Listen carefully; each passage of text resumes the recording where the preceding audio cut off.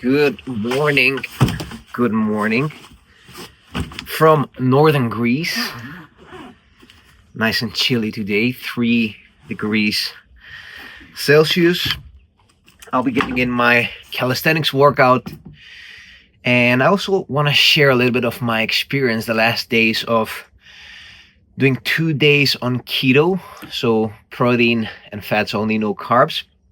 Relatively low calories, about 1500 calories on average on both days, followed by what is probably now 30 or 35 hour complete fast. So no solids, no food, just water, electrolytes, and some salt. Not sure if I'm going to get my whole workout in, but yeah, that's what I'm going to be experimenting with today. See if I feel good, I might get the whole thing in. If I feel I need to take it a little bit easier, I'll take it easier, and I'll explain to you why I am doing this extreme regimen.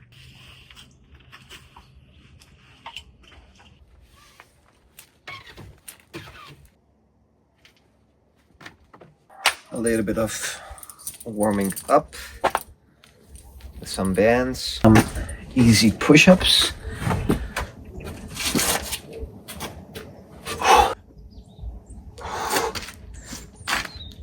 Followed by some regular push-ups.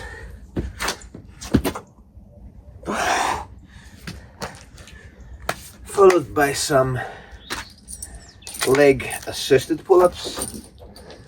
So what I normally have planned for today is actually a new program that I'm working on. I'm currently calling this Super Slow Gains, and it's a pretty high volume program. You start with 10 supersets of your hardest pull and hardest push. Intensity is moderate, so you don't push it in terms of intensity, because the goal is progressive overload across a big amount of time. So your goal is not to see fast gains within a month. Your goal is to make the best gains possible within a time frame of about 8 months. So I'll be talking more about this in the future. Today I'll be just sharing with you how I approach this more or less. Not sure how I'll feel. So if I feel that I'm a little bit tired because of being on a prolonged fast, I might cut it shorter. Although I must say I'm currently feeling pretty good. So let's see how it goes. Normally what I do here is 10 sets of 6 pull-ups and 8 dips with super clean form, as clean as I can, like a really good mind to muscle connection. Like last year, I would do like weighted dips with 30 kilos, pull-ups with 20 kilos. This year, I'm taking a step back. I'm hammering again more of that mind to muscle connection, and I'm leveraging higher volume in order to see what results I can get, and if I can also build my Wolverine physique this way. So enough talk, let's get started. Notebook, because you always have to log what you do if you want to be serious with your training.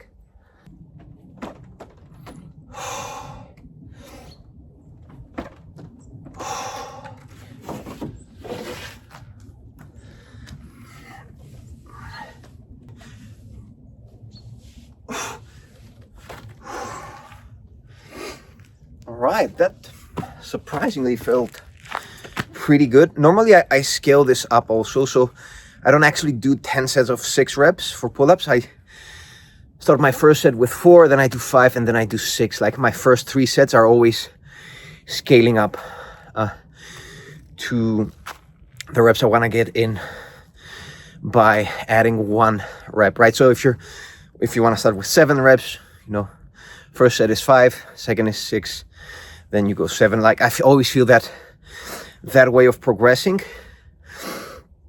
feels a lot better. Like you dive a lot more gradually into the program, this kind of program, at least this way. Round 2.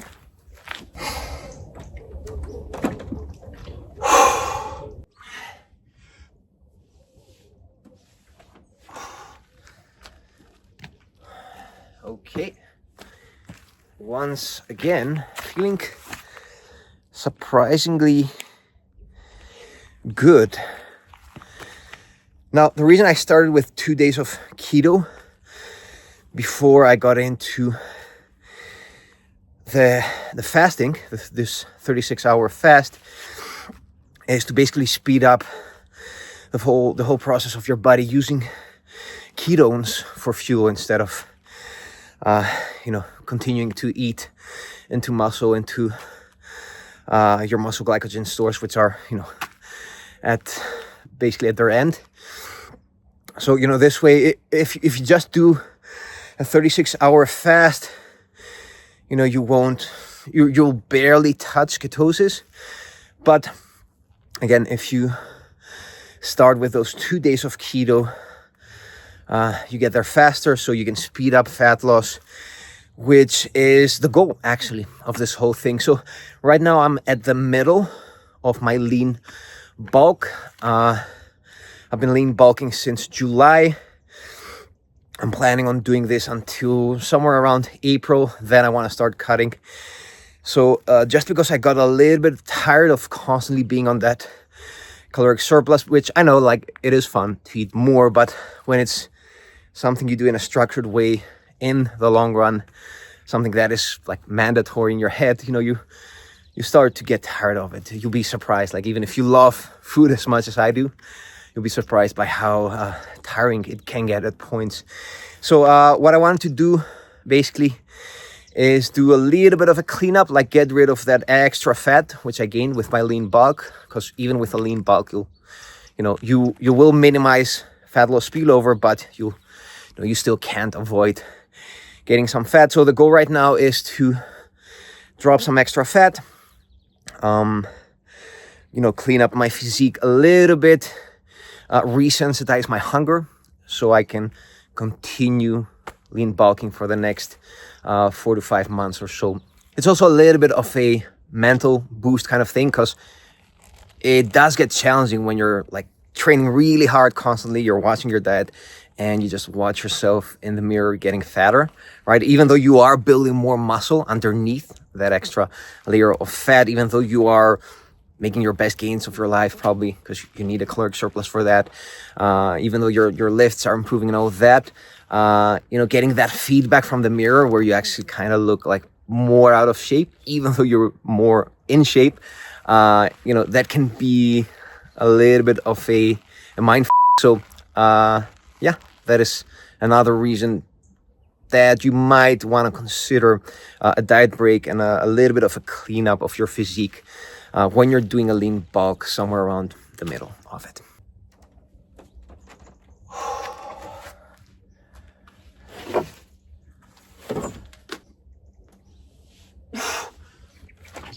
Okay.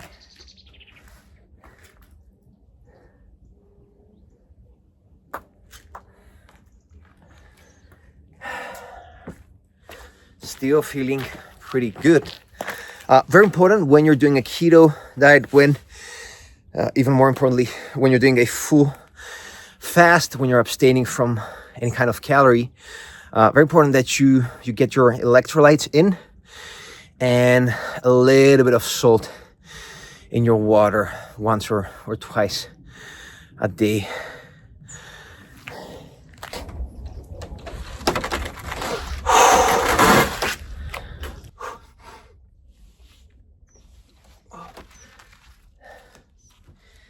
And that was round 10. Now, even though I felt pretty good across most sets, I thought of not pushing it too much. So just because I skipped my ramping up sets in the beginning, where again I start with a little bit less reps, I thought of tapering out during the last 2 rounds. So instead of finishing with 6 reps for my pull-ups, round 8 was 6, round 9 was 5, and round 10 was also 5. I was actually thinking of doing 4, but I just felt strong for my pull-ups. And for my dips, I did 8, 7, and 6, because I felt a little bit weaker for my dips. Now, could I get over-reps? I could, but the whole idea of this program is that you stay away from failure, for the first part at least of the workout, because as you'll see, the second and third part of the workout differs a little bit more, and I'll get right into that right after I get my active recovery. So I always like to walk between sets, at least when the program allows and when I have enough time for that. So this is the place I work out. It's just a little bit lower from the peak of this mountain. So the peak is right up there. About another 5-minute walk. There's a nice church there. There's a steakhouse there that I like to often eat at with my wife. Have a nice steak, maybe a glass of wine or chipuro, aka the Greek vodka. By the way, I'll talk more about alcohol, drugs, and all that in one of my upcoming shorts, which if you haven't been aware of, I've been doing some shorts lately on YouTube. Go watch those if you haven't yet. Let me know if you enjoy them or not. So I always have these specific marks on this hill that I actually know how much rest I'm getting, right? So if I go up until this rock over here and this tree over here, I know I'm getting about 1.5 minutes to 1 minute and 45 seconds of rest. So, if I feel a little bit extra tired, I might walk a little bit slower. If I feel good, I might walk a little bit faster. I have another rock where I know, if I walk until that spot, it's 1 minute of rest. So everything is marked in my head, because I do like to use a timer, for example, if I'm doing EMOMs and stuff like that. But there are also days where I just like to let go of all my, digital devices, my phone, my watch. I like to feel a little bit more free that way. Beautiful.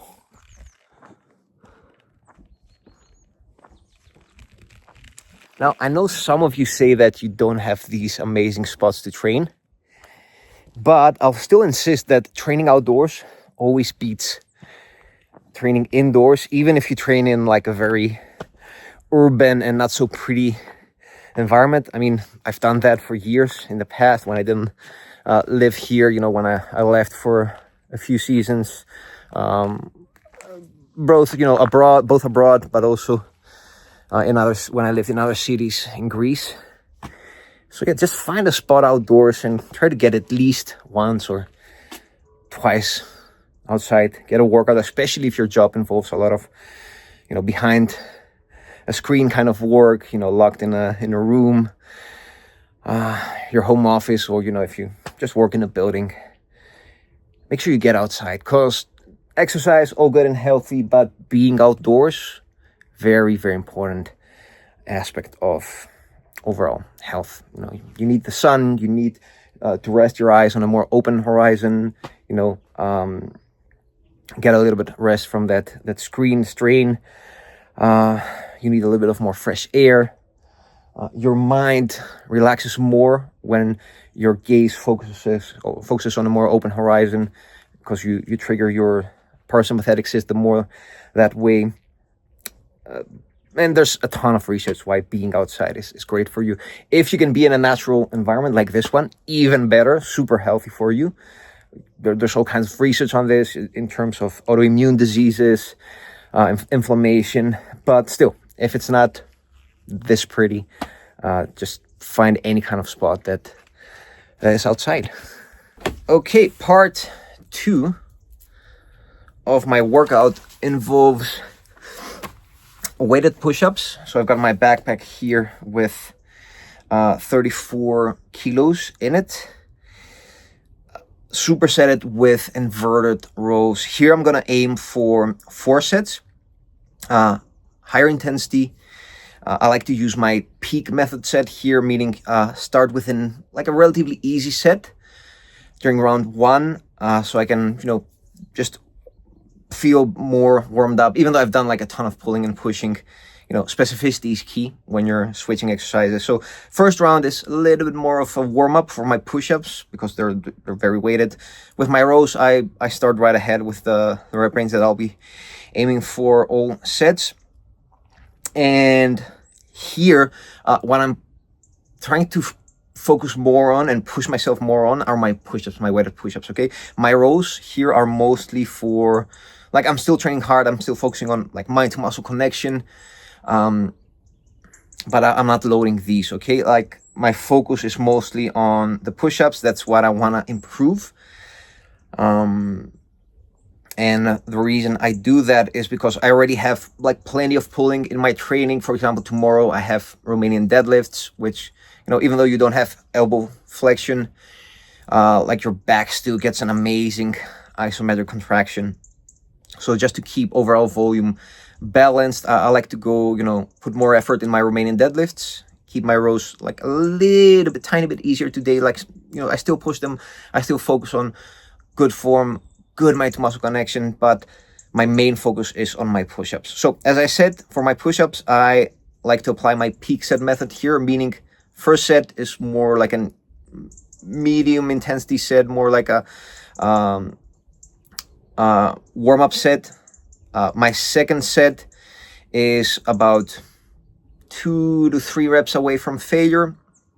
And the third and fourth set is as close to technical failure as possible.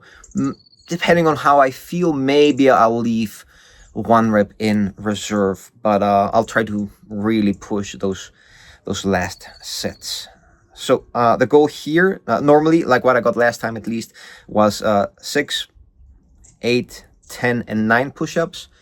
So what I'd be normally aiming for today would be 6, 8, 10, and 10 push-ups. Don't know how this is going to work while having had carbs for what is now 4 days, having eaten for 36 hours. But yeah, let's put this to the test. Let's see if it makes sense to push things harder without having eaten anything for about close to 2 days.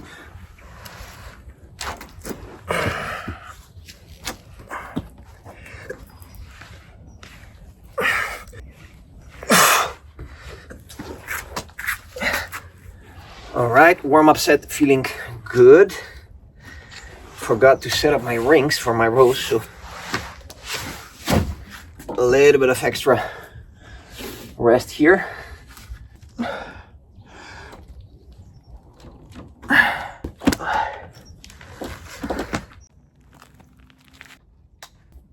Round 2, goal is 8 reps.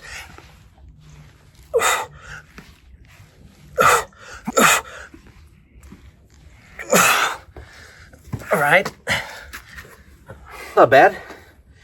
Feeling pretty good still.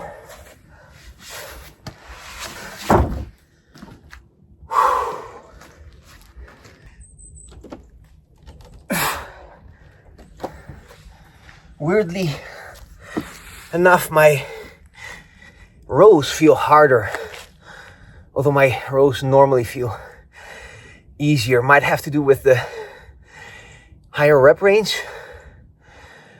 Not sure. We'll see how round 3 and 4 goes. Round 3, let's see if I can get 10 reps.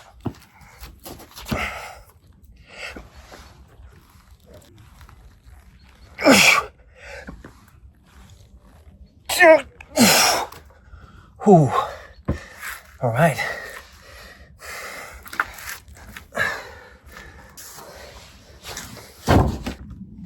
Oh. So only got 10 rows instead of 12.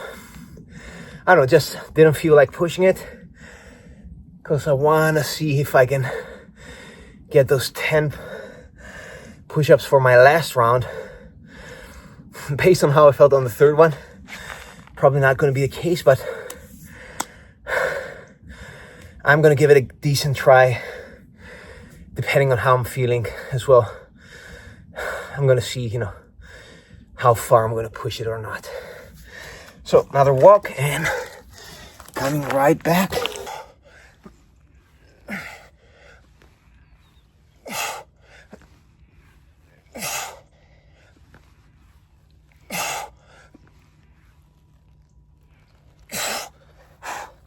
Hoi. 8.5. Seems like the lack of food is catching up to me.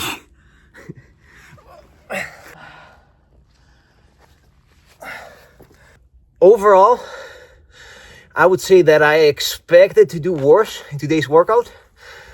Like, I thought I would probably do some pull-ups and dips and call it a day, but first part of my workout felt perfect, probably even better than normally. Second part, I did feel like I was starting to run out of fuel, especially with those higher rep rows. But yeah, overall, very interesting experience. Something I'm trying for the first time to this extreme, but definitely something I'll be revisiting and something I'll start incorporating in one form or another for my diet breaks, my lean downs. I know a lot of people might be right now, typing below that your body's cannibalizing muscle, there's not the optimal way to lose fat and all that, but interestingly enough, there's not enough research on this kind of fasting to prove that. And from what we can tell, if you look at what literature we have, research, but also like empirical data from people who do this a lot, it seems that even if you do lose a little bit of muscle, you get it back so quickly once you get back to training, because you still have those muscle memory cells, the so-called satellite cells. And it's also like a quick way to burn fat. Like, I would say that you probably don't lose any more muscle than you would do if you did this in a prolonged fashion. So yeah, I've been weighing myself, right? First day, Monday, when I started the keto, the first 2 keto days, I was 84 kilos, although I was a little bit like bloated from Sunday. Sunday we eat outside, I have a little bit more fun. I'll drink a little bit of alcohol, stuff like that. Not a lot, just 1 or 2 drinks. So, I'm always holding some water on Mondays, probably, I would say, half a kilo. Also, if you subtract the weight of the camera of the iPhone, right, minus another, 250 grams. My weight was probably somewhere around 83.3 kilos, something like that. I'll write everything in detail on the screen.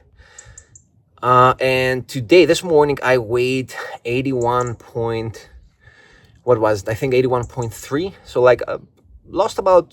Well, a lot of that is like water. It's not pure fat. But the scale did drop down by 3 kilos, which is like, 6.7 pounds, 7 pounds, something like that. Other things I noticed while during this fast, keto days weren't that challenging. I felt great while training, didn't feel any challenges there. This morning, though, was somewhat challenging. So I did wake up like 2 hours, about 2 hours after I fell asleep last night, feeling hungry. Good thing was that I fell asleep relatively fast, and I also woke up feeling quite hungry this morning. So 5 a.m., my normal wake up time. Typically, I'll start with a block of work. So sit down on my laptop, get a block of work. Around 7 a.m., I'll come train here. But I was expecting to feel more focused, stuff like that. My mind was racing. When I woke up, I was feeling hungry, like I was a little bit in a stress response. I am feeling a lot better now that I trained. I thought I would be feeling weaker, lightheaded, not feeling anything of that. Just a little bit weaker at the end of my last sets there. Normally I do follow this with ring rollouts, so I'll do 3 more sets of that. I'll see how that feels, and I'll end the workout for today. I'm gonna go home, gonna break my fast with 3 fried eggs, because I want to prolong the ketosis a little bit more. And depending on how I'm feeling, I'll see how much more I'll stay in a ketogenic diet. Probably not more than, I don't know, than half a day. But I'll see how I feel, and I'll continue this video at home, okay?